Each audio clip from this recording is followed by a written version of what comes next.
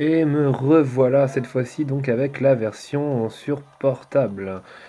Donc je pense que vous allez pouvoir voir que c'est beaucoup moins glorieux cette fois-ci, avec beaucoup de saccades, beaucoup moins de fluidité. Je vais être obligé de vous remontrer le fameux passage du commissariat, c'est obligé.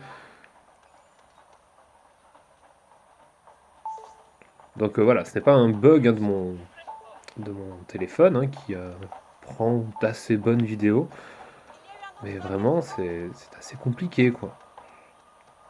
Et personnellement, je suis plutôt un joueur nomade, donc c'est vrai que ça me dérange beaucoup. Surtout que c'était un vrai avantage, c'est pour ça que je l'ai racheté, hein. Je l'avais déjà sur Wii U, je pouvais pas y jouer partout. Je me suis dit, bah écoute, c'est super cool, je vais pouvoir y jouer partout.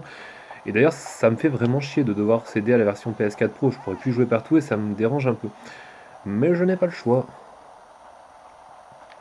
Je suis pas un accro au graphisme, hein, mais c'est vrai que là, ça. Je dis quand ça commence à nuire au gameplay comme ça peut le faire, c'est vraiment dérangeant.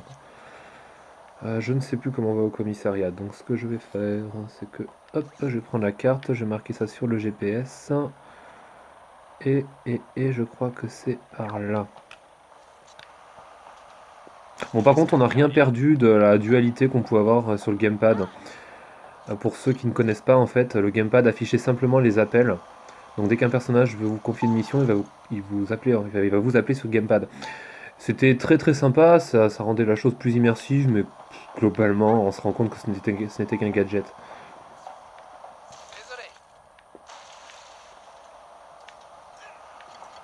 Hop. Et cette fois, j'ai du boost.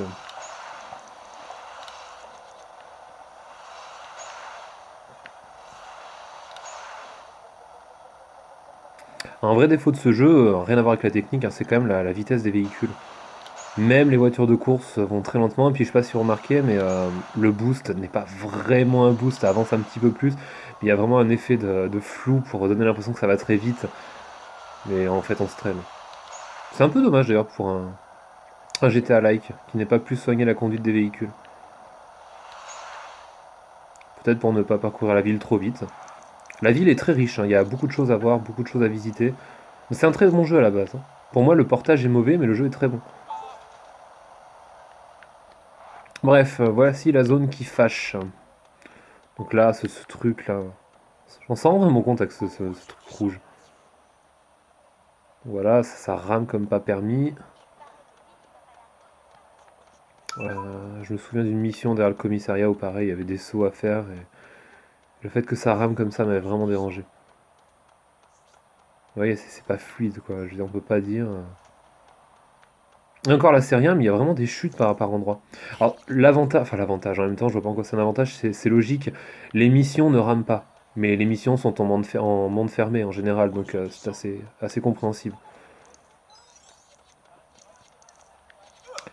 Donc je pense qu'on va passer en mode coop version portable. Alors, la deuxième va arriver, la deuxième est là. Ah, animation beaucoup moins soignée cette fois-ci. Alors je vous vois venir, hein, vous allez me sortir que oui, qui va vouloir jouer en mode portable à plusieurs, avec un petit écran. Bah figurez-vous que personnellement quand je vais au travail pendant les pauses, on s'amuse bien avec les collègues et je vais pas amener le dock, la télé, le vidéoprojecteur.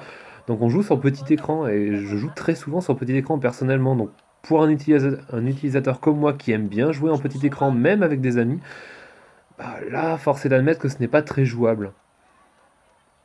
Donc vous voyez, c'est... Voilà, ça saccade beaucoup.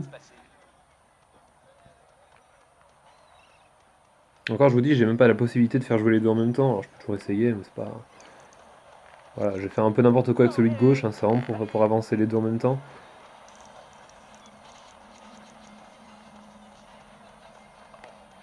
Si je bouge beaucoup la caméra comme ça, c'est pour vous montrer que c'est surtout justement quand on bouge la caméra qu'on se rend compte de ces saccades. La version enculée. Enfin voilà. Donc non, je ne suis pas un troll, et oui, je suis un grand fan de Nintendo, contrairement à ce que l'on pourrait croire quand on voit mes messages sur les forums. D'ailleurs, critiquer ce jeu n'est même pas critiquer Nintendo, ils n'en sont pas à l'origine, hein. Eux ont très bien corrigé leur Zelda qui avait quelques petits problèmes de framerate pas bien méchants, et eux ont su le faire. Mais connaissant les développeurs de Lego, puisque j'achète quasiment tous les Lego, je pense qu'on peut toujours se gratter, hein. C'est déjà un miracle qu'on ait eu une mise à jour Day One. Je pense que c'est vraiment parce qu'on avait d'autres bugs qui empêchaient de continuer l'émission, donc ils étaient vraiment obligés de faire un patch. Mais sinon, on peut se gratter, on n'aura rien, quoi. Je peux me tromper, j'espère me tromper, mais je n'y crois pas trop.